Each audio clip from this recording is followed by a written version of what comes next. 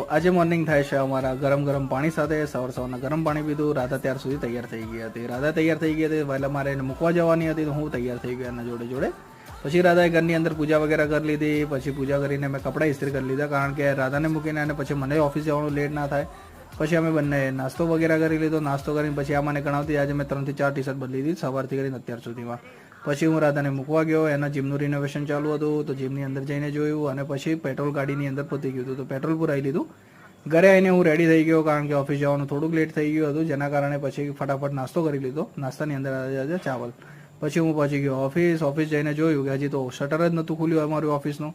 પછી ઓફિસનું શટર ખુલ્યું. ઓફિસના કામથી અમે બહાર ગયા હતા. પછી બહાર જઈને પછી અમે સેન્ડવિચ અને ચાય વગેરેનો નાસ્તો કર્યો.